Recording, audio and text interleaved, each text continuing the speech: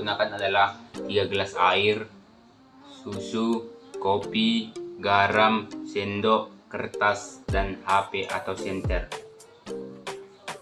Pertama, kita campurkan larutan air dan susu.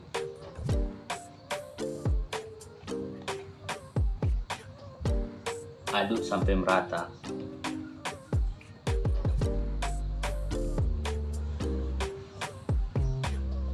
Kemudian yang kedua adalah larutan air dan kopi. Kita aduk hingga merata.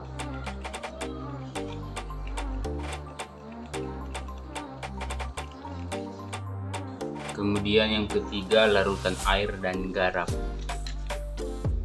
Kita campurkan dan kita aduk hingga merata.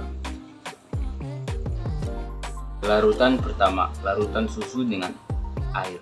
Larutan ini berwarna, namun larutan ini termasuk dalam larutan homogen. Larutan kedua, air dengan kopi. Jika didiamkan akan terjadi endapan.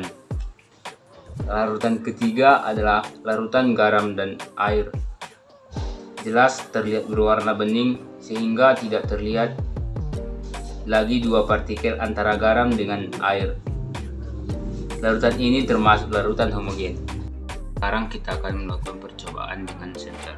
Yang pertama, larutan susu dan air. Saat kita senter, cahaya tidak tembus ke kertas, namun dibenarkan di dalam larutan ini sudah salah satu ciri-ciri dari koloid, maka larutan susu merupakan koloid. Yang kedua, larutan kopi dan air. Saat kita senter kopi, cahaya tidak tembus ke kertas, tetapi cahayanya dibenarkan dalam larutan, maka larutan ini termasuk suspensi. Yang ketiga, larutan garam dan air.